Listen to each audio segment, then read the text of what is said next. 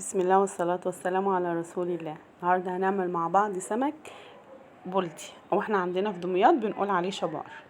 نضفناه وغسلناه كويس جدا وعملنا له كده فتحات من الظهر علشان نحط فيها التتبيله. هنعمله بتتبيله سهله جدا جدا جدا. عندنا توم وعندنا شطه حراقه وقرن فلفل كمان وكمون وملح بس.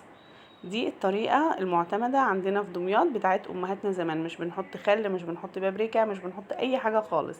هو توم وشطة وملح، وطبعا الليمون ده بنحطه بعد ما ما ندقها كده عندنا، ومن غير كبة كمان في الهون زي ما انتم شايفين.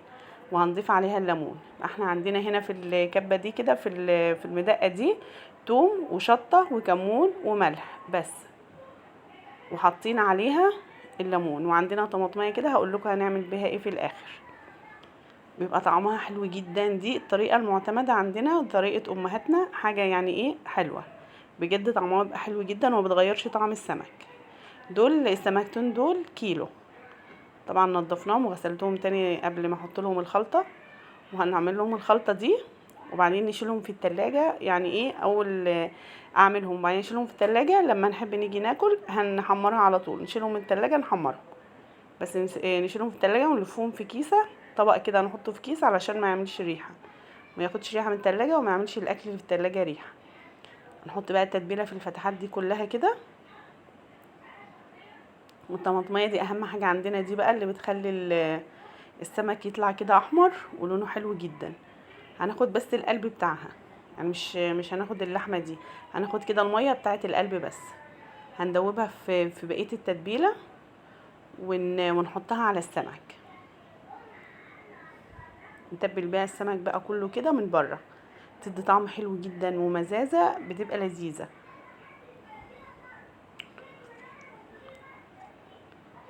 ما كده خلصناها. هنحط لها بقى كده ايه، والقشر بتاع الليمون ده مش هنرميه لان هنستعمله واحنا بنقلي السمك. عندنا هنا كده ده هنعملها سلطه، وهنعمل لها ميه اللي هي ويسكي الغلابه. هنقطعها كده مع بعض ونشوف هتبقى ازاي. قطعنا كل المكونات، فلفل وشطه وطماطم وبصل، وعندك خيار حطي خيار، اي حاجه موجوده عندك حطيها، والملح طبعا حسب الرغبه. وعندنا اهم حاجه بقى دي ربع كوبايه خل وليمون، ليمونتين حلوين كده نقطعهم عليه. واهم حاجه عندنا بقى الميه المتلجه، ده بقى اللي هنعمل منه ويسكي الغلابه. ميه متلجه جدا يعني ايه، ولو في تلج كمان حطي تلج. وهنقلبها كويس ودوقي طعمها وشوفي هتحتاج ملح، هتحتاج منك ايه حطيه. وهنغطيها ونشيلها في التلاجة برضو. يعني عندنا السمك خلاص تبلناه وشيلناه في التلاجة، والسلطة دي عملناها وهنشيلها في التلاجة. وبعد كده هندخل بقى ايه على البوتاجاز عشان نقلي السمك. عندي هنا بقى طاسة قديمة انا بقلي فيها. عندي الليمون اللي انا كنت متبلة منه السمك وعاملة منه السلطة، هحط القشر بتاعه مع الزيت، ما بيعملش اي ريحة زفارة. وبعد ما نخلص قلي سمك، عندك كده باكيت فانيليا تحطيه في الزيت نفسه، مش على العين بتاعه البوتاجاز، في الطاسه اللي انت قاليه فيها. شويه فانيليا كده صغيرين هيخلوا ريحه الدنيا، يعني كانك عامله حلويات وانت بقى اي ريحه زفاره.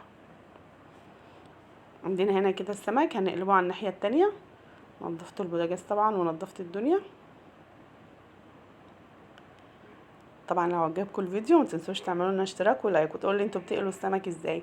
اعتمدي التتبيله دي حلوه جدا من غير اي فزلكه ولا فبركه. خلاص احنا طلعنا كده السلطه من التلاجة. هنغرف بقى كل حاجه. وعملنا شويه رز بشعريه جنبها، يعني اكله كده خفيفه وحلوه. هي مش خفيفه قوي بصراحه في الصيف، يعني الصيف محتاج ناكل معجنات بس. طبعا دي الويسكي ده بقى ايه حاجه تانية مختلفه. الدنيا كانت شبرت والكهرباء قطعت زي ما انتم شايفين كده. شايفين السمك ابيض من جوه ازاي. وطبعا اهم حاجه الحكاكه دي عشان جوزي مش بياكل من غيرها. سلام.